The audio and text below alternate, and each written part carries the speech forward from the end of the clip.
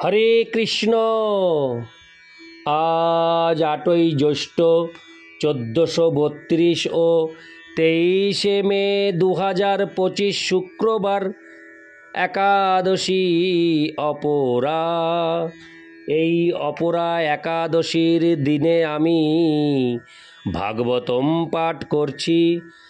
আজ আমি পাঠ করছি ভাগবতমের চতুর্থ স্কন্দ প্রথম ভাগ নবম অধ্যায় ধ্রুব মহারাজের গৃহে প্রত্যাবর্তনের শ্লোক 53 থেকে 63। অডিওর শুরুতে আমার সকল ভক্তিমতী মা ও ভক্তবৃন্দের শ্রীচরণে দণ্ডবৎ প্রণাম জানিয়ে একটি আবেদন রাখছি। আপনারা যে যেখান থেকে জীবনের পূর্ণতা চ্যানেলের ভাগবতম পাঠ শ্রবণ করছেন, শ্রবণ পরিশেষে জীবনের পূর্ণতা চ্যানেলটিকে সাবস্ক্রাইব করে আমার পাশে থাকবেন। হরে কৃষ্ণ। নারায়ণ হে নারায়ণ, ভবভয় হরণম নারায়ণ। শ্লোক 53। লাল্য মনং জনৈরেবং ধ্রুবং সভ্রাতরং নৃপ। হরে কৃষ্ণ। নৃপ আরোপ্য করিনং হৃষ্ট স্তুও মানোহ বিশৎপুরম। অনুবাদ। মহর্ষি মৈত্রেয় বললেন, হে বিদুর, এইভাবে সকলে যখন ধ্রুব মহারাজের প্রশংসা করছিলেন তখন রাজা অত্যন্ত আনন্দিত হয়েছিলেন এবং ধ্রুব ও তার ভ্রাতা উত্তমকে একটি হস্তিনীর পৃষ্ঠে আরোহণ করিয়ে তিনি তার রাজধানীতে ফিরে গিয়েছিলেন, যেখানে সকলেই তার প্রশংসা করছিল। ইতি শ্লোক 53। শ্লোক 54। তত্র তত্র কপ্তৈর্লসন্ন করতরণৈ। হরে কৃষ্ণ। শ্লোক 54 প্রথম থেকে আবার পাঠ করছি। তত্র তত্র পোষঙ্কপ্তৈর্লসন্ন করতরণৈ সবৃন্দৈ কদলীস্তম্ভৈ পুগোপতৈশ্চ তদ্বিধৈ। অনুবাদ।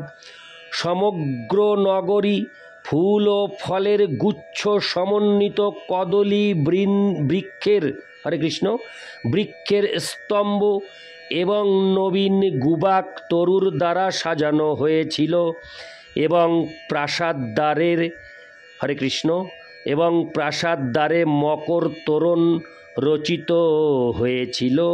তাৎপর্য: ভারতবর্ষে শুভ অনুষ্ঠানে তাল, নারকেল, সুপারি, কদলী ইত্যাদি বৃক্ষের সবুজ পত্র এবং ফল ফুল ইত্যাদি দিয়ে সাজানোর প্রথা প্রাচীনকাল থেকে চলে আসছে।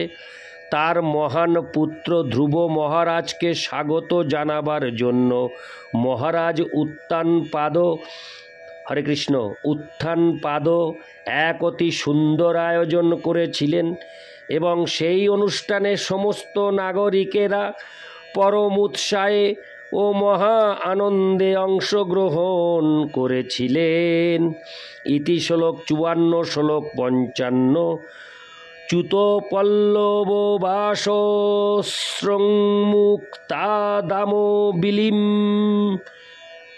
বিলম্বিভি উপস্কৃতং। হরে কৃষ্ণ। আমি শ্লোক 55 আরেকবার পাঠ করছি। চ্যুত পল্লব বাসস্রংমুক্তাদামো বিলম্বিভি উপস্কৃতং প্রতিদারমোপং কুম্ভৈ সদীপকৈ। অনুবাদ। প্রতিটি দ্বার আম্র পল্লব বস্ত্র মাল্য ও মুক্ত দামের দ্বারা সুসজ্জিত ছিল এবং বহির্দেশে সারি সারি জলপূর্ণ কলস এবং তার সামনে দীপাবলি শোভা পাচ্ছিল।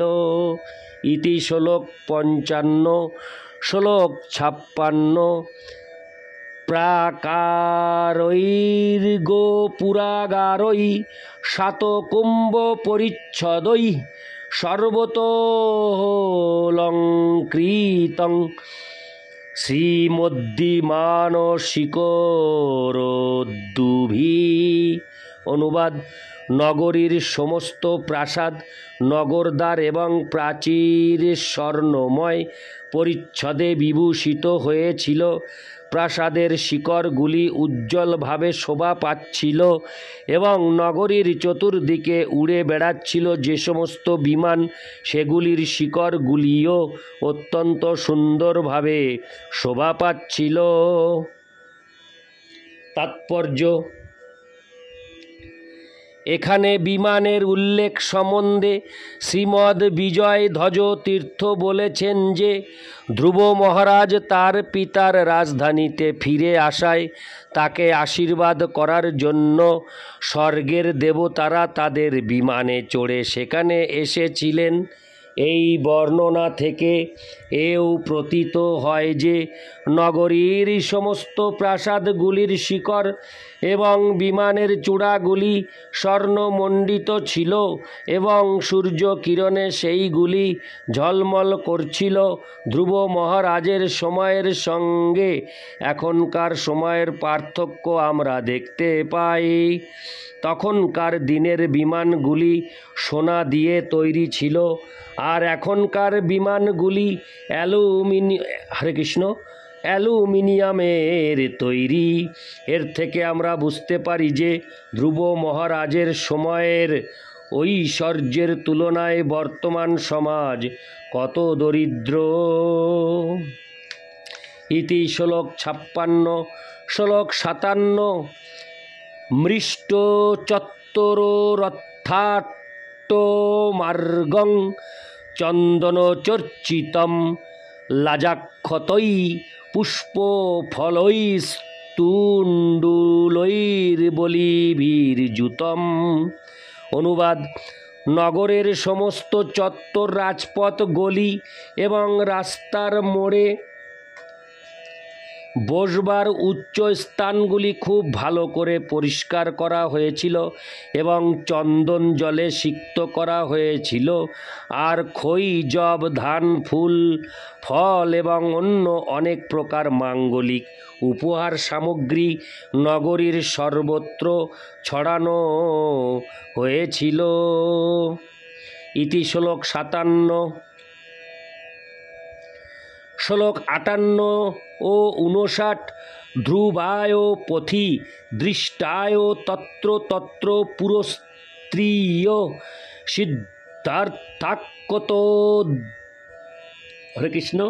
সিদ্ধার্থাকত দদ্ধম্বুদুর্বা পুষ্পফলানি চ উপজোহ্রু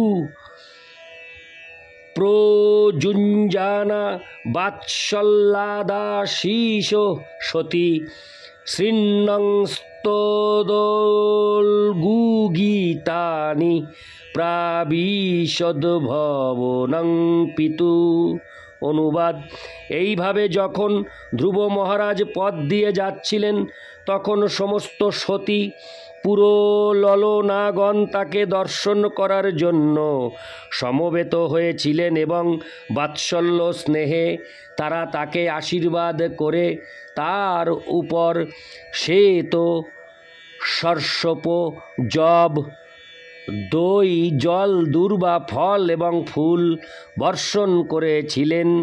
এইভাবে ধ্রুব মহারাজ এইভাবে ধ্রুব মহারাজ তাদের মনোহর গীত শ্রবণ করতে করতে তার পিতার প্রাসাদে প্রবেশ করেছিলেন।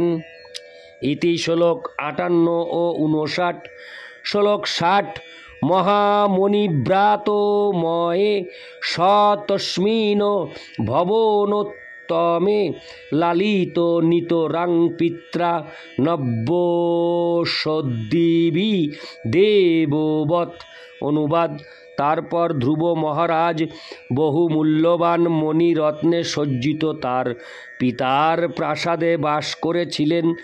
তার স্নেহশীল পিতা অত্যন্ত আদরের সঙ্গে তাকে লালন পালন করেছিলেন এবং তিনি সেই প্রাসাদে স্বর্গের দেবতাদের মতো সুখে বাস করতে লাগলেন। ইতি শ্লোক 60। শ্লোক 61। হরে কৃষ্ণ। শ্লোক 61। পয় ফেন নিভা শয্যা দান্তা রুগ্ন পরিচ্ছদা আসনানি মহারহানি যত্র রৌক্না উপস্করা। অনুবাদ: সেই প্রাসাদে দুগ্ধ ফেন নিব অত্যন্ত শুভ্র হস্তিদন্ত নির্মিত স্বর্ণময় পরিচ্ছদ বিশিষ্ট শয্যা, মহামূল্য আসন এবং সোনার আসবাবপত্র বিদ্যমান ছিল। ইতি শ্লোক 61। শ্লোক 62। যত্র স্ফটিক কুড্ডেষু মহামারকতেষু চ মণিপ্রদীপা আভান্তি ললনারত্ন সংযুতা। অনুবাদ: সেই রাজপ্রাসাদ মরকত আদি মণিরত্ন খচিত স্ফটিকের প্রাচীরের দ্বারা পরিবেষ্টিত ছিল এবং তাতে হাতে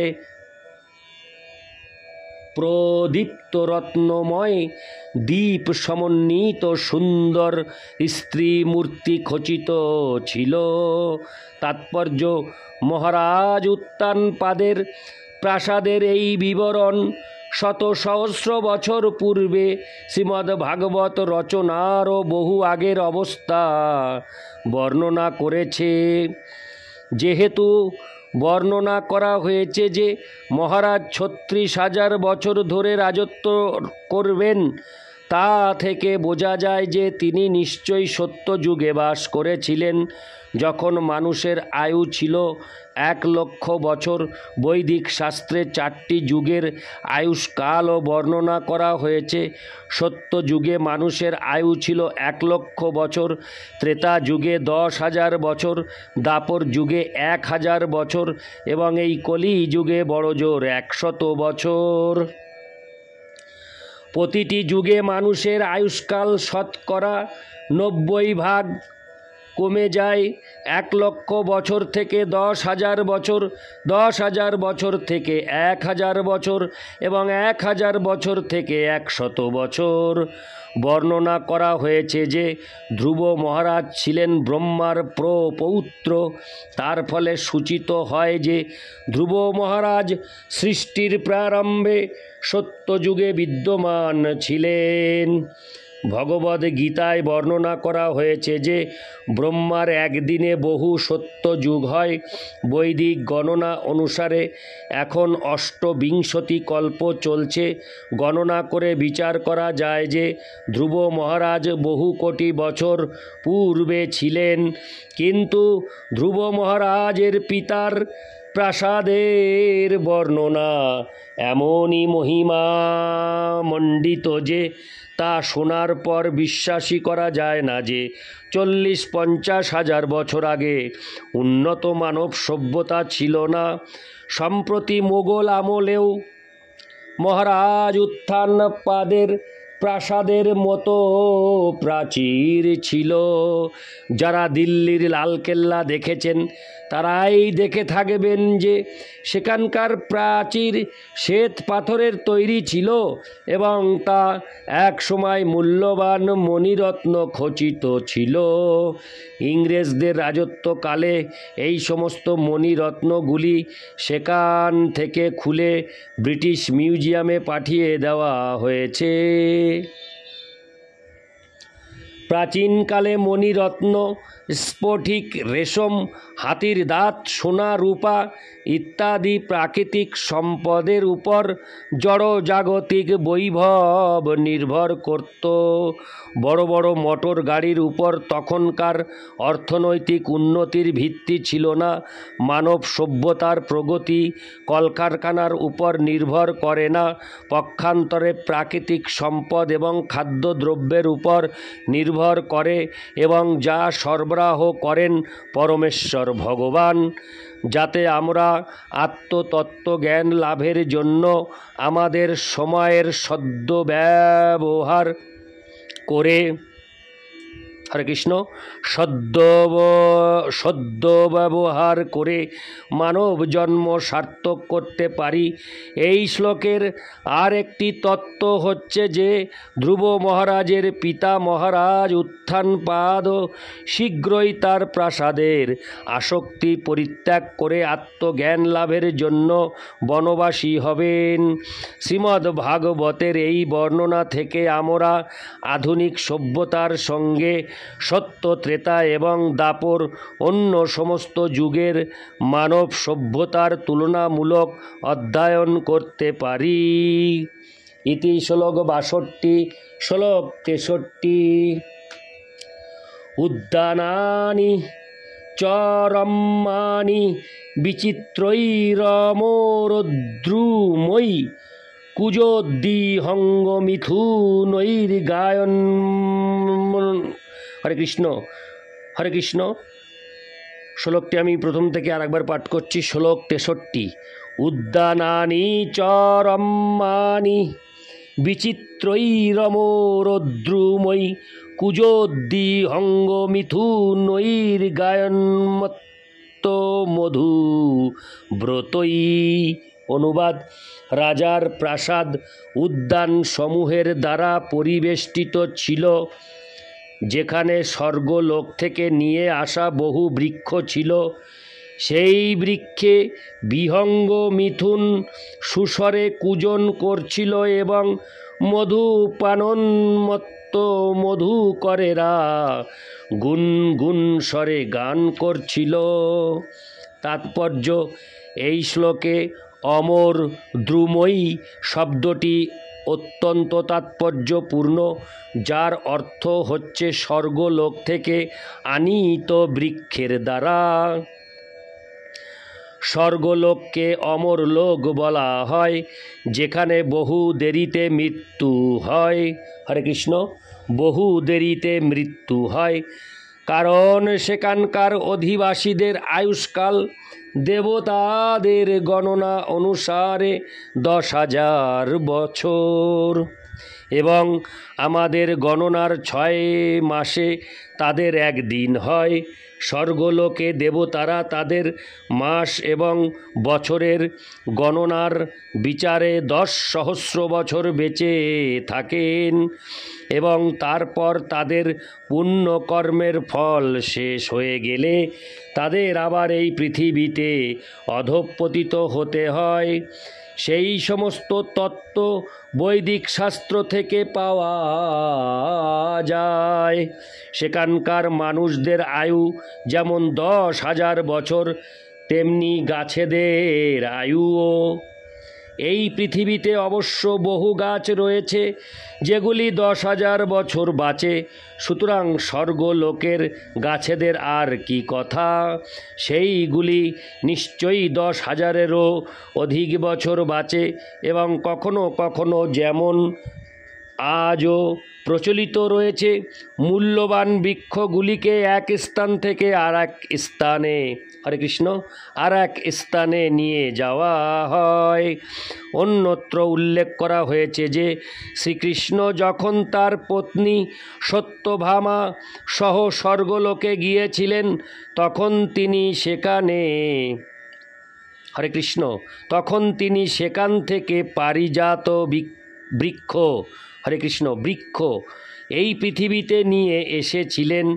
সেই জন্য তখন দেবতাদের সঙ্গে শ্রীকৃষ্ণের যুদ্ধ হয়েছিল। শ্রীকৃষ্ণের যে প্রাসাদে রানী সত্যভামা থাকতেন সেখানে পারিজাত রোপণ করা হয়েছিল। স্বর্গের ফুল এবং ফলের বৃক্ষ উৎকৃষ্টতর, কারণ সেগুলি হরে কৃষ্ণ কারণ সেইগুলি অত্যন্ত মনোহর এবং সুস্বাদু। এখানকার বর্ণনা থেকে বোঝা যায় যে মহারাজ উত্থানপাদের প্রাসাদ এই প্রকার বহু বৃক্ষে শোভিত ছিল। ইতি শ্লোক 63।